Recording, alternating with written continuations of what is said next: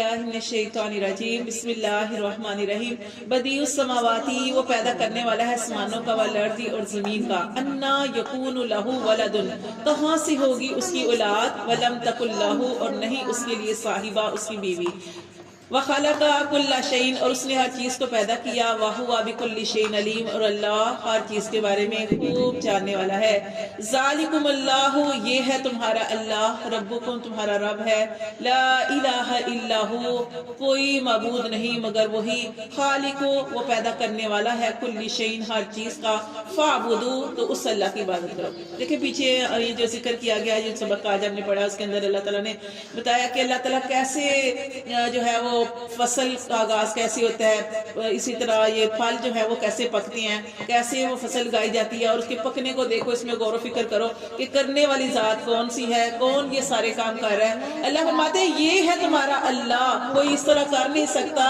یہ ہے تمہارا اللہ، اس رب کو پہچانو، اس کی عبادت کرو۔ وَهُوَ عَلَى كُلِّ شَيْءٍ وَكِيلٌ اور وہ ہر چیز پر کارساز ہے، یعنی وہ سب کچھ کرنے پہ قادر ہے۔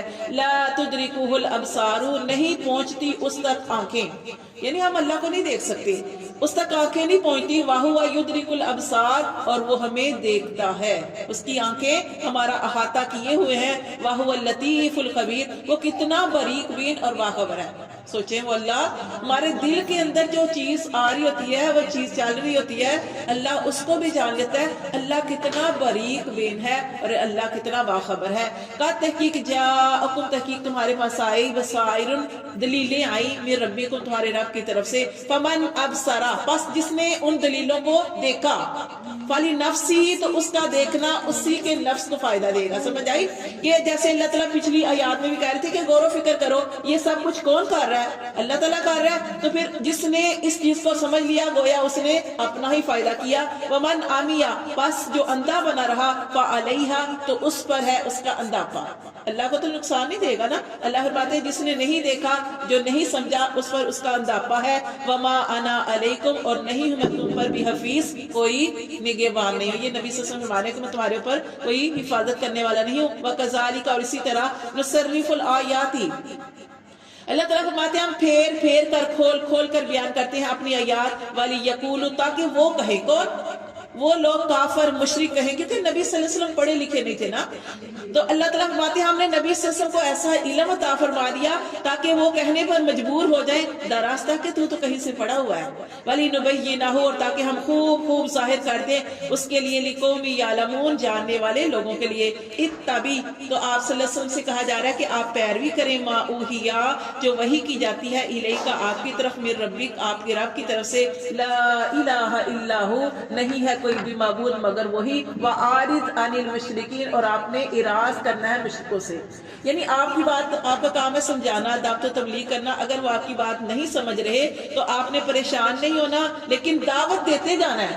اب یہ نہیں کہ کسی کو ایک دفعہ دعوت دی، دو دفعہ دی، نہیں۔ دیکھیں آپ دیکھیں نوح علیہ السلام نے کتنی دفعہ دعوت دیتے تھے، کیا ان کا حال ہوتا تھا، پھر وہ دعوت دیتے تھے۔ دعوت دینی ہے لیکن اپنی جان کو ہلاک نہیں کرنا کہ یہ کیوں نہیں ایسے کر رہے۔ اللہ فرماتے ہیں وَآرِس عَنِ الْمُشْرِكِينَ اگر نہیں بات سننے تو پھر آپ ان سے اعراض کریں مشرکوں سے۔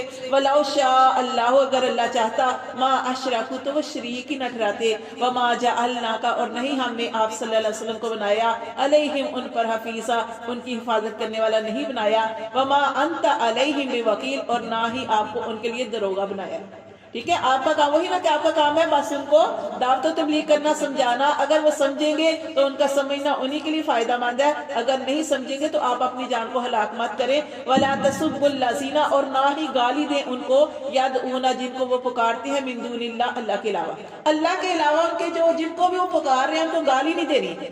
گالی کیوں نہیں دینی؟ اگر آپ ان کے بتوں کو برا بھلا کہو گے تو وہ آپ کے خدا کو کہیں گے، ایسے ہی ہے نا۔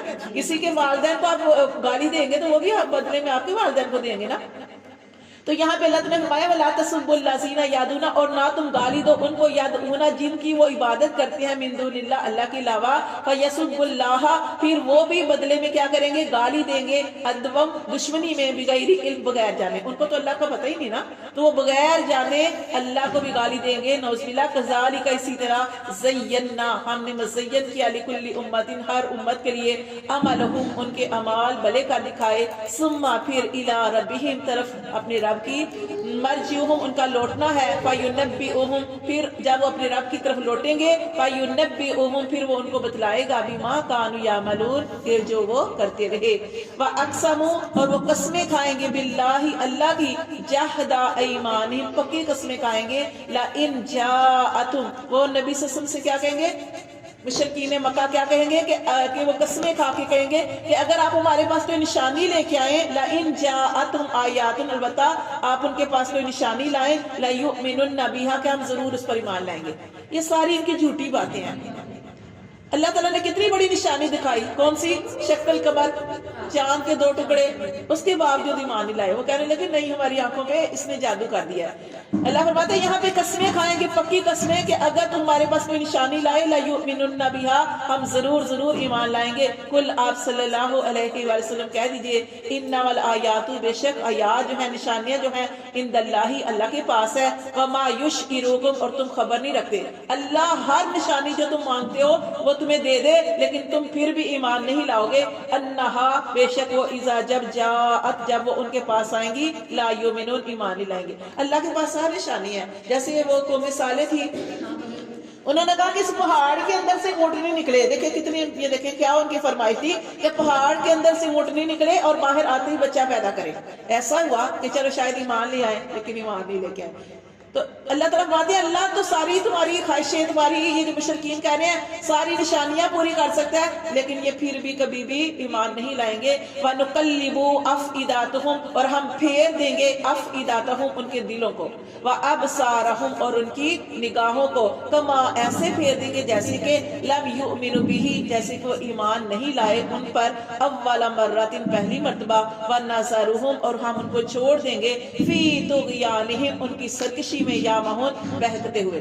अल्लाह ताला फरमाते हैं किनका नुकसान है, नुकसान तो इन्हीं का है। अगर ये सीधे रास्ते पे चलना नहीं चाहते तो हम इनको खुला छोड़ देंगे।